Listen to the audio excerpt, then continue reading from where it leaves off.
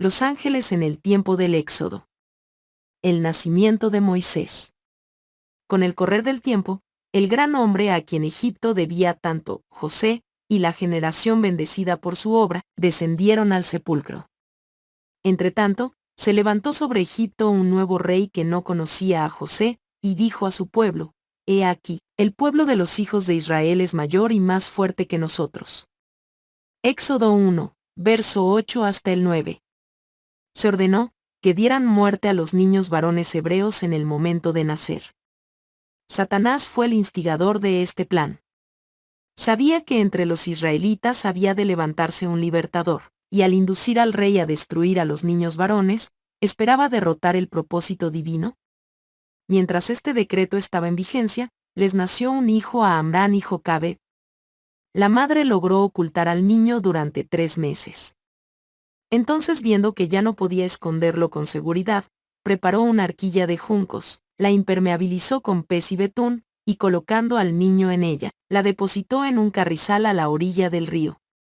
No se atrevió a permanecer allí para cuidarla ella misma, por temor a que se perdiera tanto la vida del niño como la suya, pero María, la hermana del niño, quedó allí cerca, vigilando ansiosamente para ver qué sería de su hermanito. Y había otros observadores. Las fervorosas oraciones de la madre habían confiado su hijo al cuidado de Dios, e invisibles ángeles vigilaban la humilde cuna. Ellos dirigieron a la hija de Faraón hacia aquel sitio. La arquilla llamó su atención, y cuando vio al hermoso niño una sola mirada le bastó para leer su historia. Las lágrimas del pequeño despertaron su compasión, y decidió salvarlo adoptándole como hijo suyo. A los ancianos de Israel les comunicaron los ángeles que la época de su liberación se acercaba, y que Moisés era el hombre que Dios emplearía para realizar esta obra. Los ángeles también instruyeron a Moisés, diciéndole que Jehová le había elegido para poner fin a la servidumbre de su pueblo. Suponiendo Moisés que los hebreos habían de obtener su libertad mediante la fuerza de las armas, esperaba dirigir las huestes hebreas contra los ejércitos egipcios. Moisés permaneció en la corte hasta los 40 años de edad.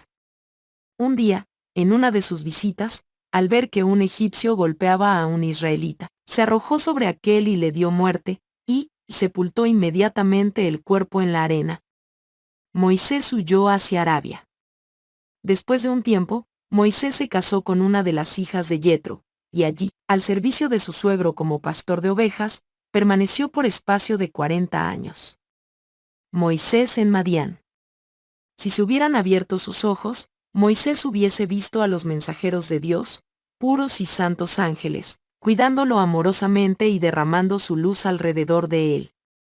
Mientras estaba dedicado a sus deberes, Moisés vio una zarza cuyo tronco, ramas y follaje ardían pero no se consumían. Se acercó para ver esa maravilla y una voz se dirigió a él desde las llamas. Era la voz de Dios. Era aquel que en tiempos pasados se había revelado a los padres como el ángel del pacto. Moisés se estremeció de terror al escuchar al Señor mencionar su nombre. Con labios trémulos respondió: Jim aquí. Se le amonestó entonces a no acercarse a su Creador con una familiaridad indebida. Quita tu calzado de tus pies, porque el lugar en que tú estás, tierra santa es. Entonces Moisés cubrió su rostro, porque tuvo miedo de mirar a Dios. Éxodo 3, verso 4 hasta el 6. Con su esposa y sus hijos, Moisés emprendió el viaje hacia Egipto. Mientras se alejaba de Madián, Moisés tuvo una terrible y sorprendente manifestación del desagrado del Señor. Se le apareció un ángel en forma amenazadora, como si fuera a destruirle inmediatamente. No le dio ninguna explicación, pero Moisés recordó que había desdeñado uno de los requerimientos de Dios, y cediendo a la persuasión de su esposa, había dejado de cumplir el rito de la circuncisión en su hijo menor. No había cumplido con la condición que podía dar a su hijo el derecho a recibir las bendiciones del pacto de Dios con Israel.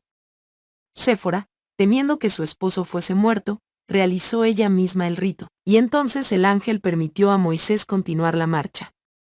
En su misión ante Faraón, Moisés iba a exponerse a un gran peligro. Su vida podía conservarse solo mediante la protección de los santos ángeles. pero no estaría seguro mientras tuviera un deber conocido sin cumplir, pues los ángeles de Dios no podrían escudarle.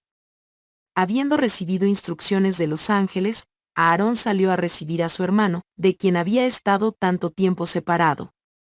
Se encontraron en las soledades del desierto cerca de Joreb. Juntos hicieron el viaje a Egipto, y habiendo llegado a la tierra de Gosén, procedieron a reunir a los ancianos de Israel. Las plagas en Egipto.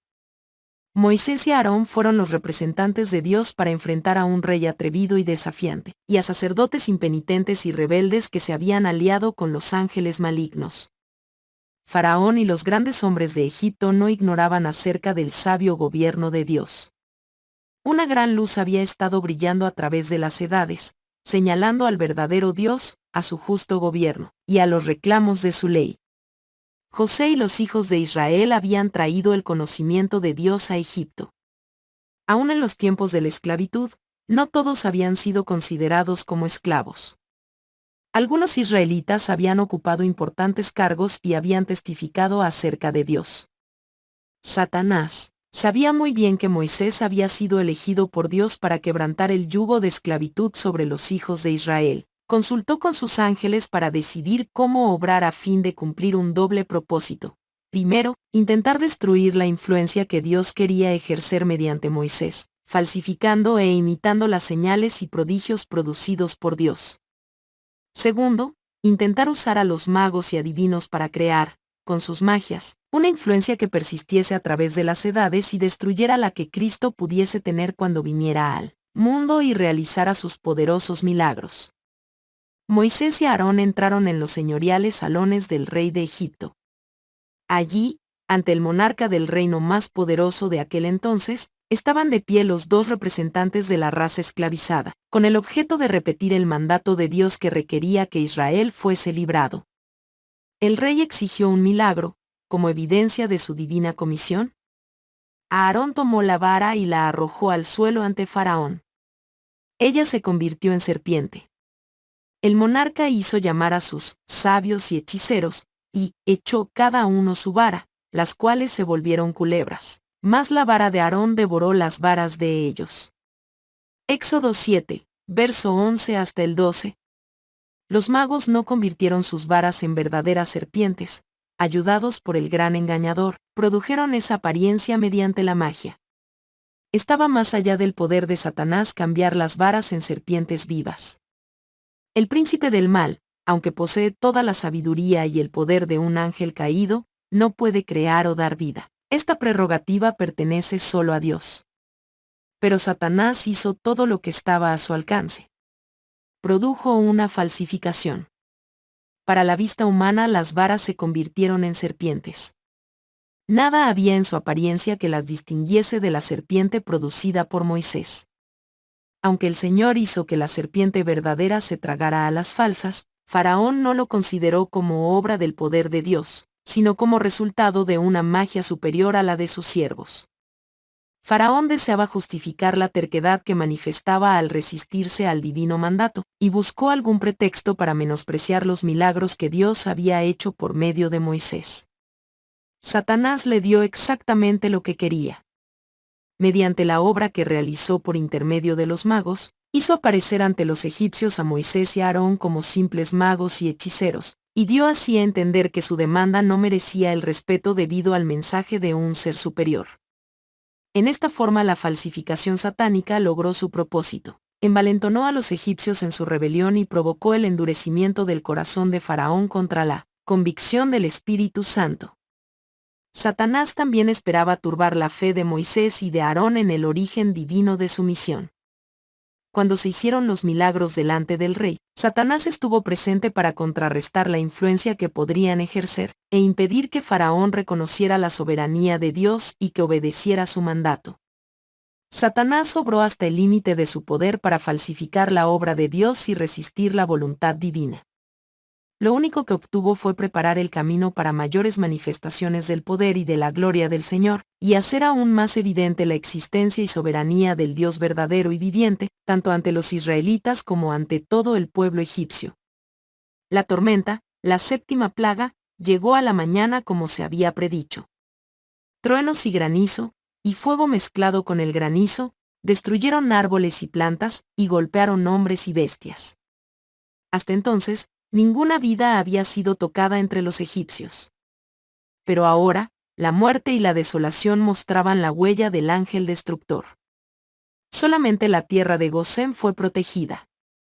El Señor por medio de Moisés instruyó a los hijos de Israel acerca de su salida de Egipto, sobre todo para preservarlos de la plaga inminente.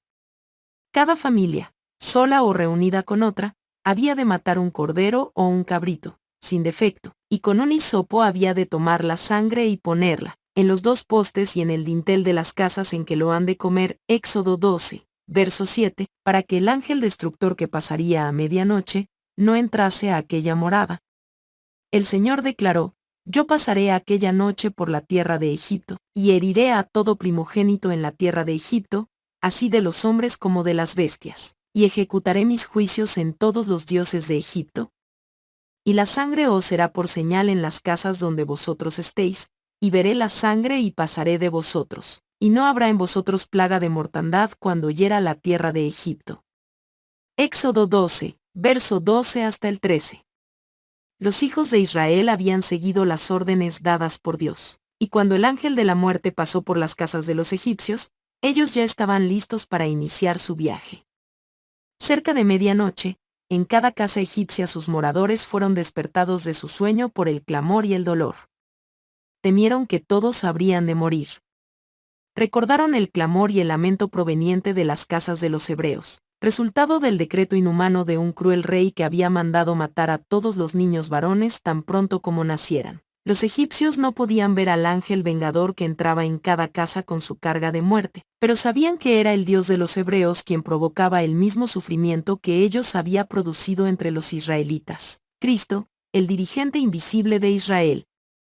En Egipto se esparció la noticia de que los hijos de Israel iban hacia el Mar Rojo. Faraón reunió todas sus fuerzas y, rodeado por los grandes de su reino, encabezaba el ejército. Los hebreos estaban acampados junto al mar. De pronto, divisaron a lo lejos las relucientes armaduras y el movimiento de los carros, que anunciaban la vanguardia de un gran ejército. El terror se apoderó del corazón de los israelitas. Algunos clamaron al Señor, pero la mayor parte de ellos se apresuraron a presentar sus quejas a Moisés. Su serena y confortadora respuesta al pueblo fue: no temáis, estad firmes, y ved la salvación que Jehová hará hoy con vosotros. Éxodo 14, verso 13.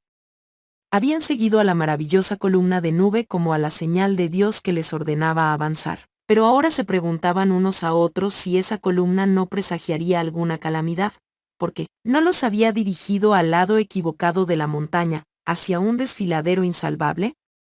Así, de acuerdo con su errada manera de pensar, el ángel del Señor parecía como el precursor de un desastre. Pero entonces he aquí que al acercarse las huestes egipcias creyéndolos presa fácil, la columna de nubes se levantó majestuosa hacia el cielo, pasó sobre los israelitas, y descendió entre ellos y los ejércitos egipcios. Se interpuso como muralla de tinieblas entre los perseguidos y los perseguidores. Los egipcios ya no pudieron localizar el campamento de los hebreos, y se vieron obligados a detenerse. Pero a medida que la oscuridad de la noche se espesaba, la muralla de nubes se convirtió en una gran luz para los hebreos, inundando todo el campamento con un resplandor semejante a la luz del día. Entonces volvió la esperanza a los corazones de los israelitas. Moisés levantó su voz a Dios. Y el Señor le dijo: ¿por qué clamas a mí? Di a los hijos de Israel que marchen. Y tú alza tu vara, y extiende tu mano sobre el mar, y divídelo, y entren los hijos de Israel por en medio del mar, en seco. Y siguiéndolos los egipcios, entraron tras ellos hasta la mitad del mar, toda la caballería de Faraón, sus carros y su gente de a caballo. Aconteció a la vigilia de la mañana, que Jehová miró el campamento de los egipcios desde la columna de fuego y nube, y trastornó el campamento de los egipcios. Éxodo 14, verso 15 hasta el 24. Ángeles de Dios pasaron en medio de la hueste egipcia, y removieron las ruedas de sus carros. La confusión y la consternación se apoderaron de los egipcios, trataron de desandar su camino y huir hacia la orilla que habían dejado. Pero Moisés extendió su vara, y las aguas amontonadas, silbando y bramando, hambrientas de su presa, se precipitaron sobre ellos, y tragaron al ejército egipcio en sus negras profundidades. El dirigente de los israelitas era el poderoso general de los ejércitos celestiales. Sus ángeles, que hacen su voluntad, caminaban a los lados de las huestes de Israel, y nadie podía hacerles daño. Israel estaba seguro. Entonces entonaron la sagrada canción de triunfo dirigidos por María. Jesús era el ángel envuelto en el pilar de nube durante el día, y en el pilar de fuego durante la noche.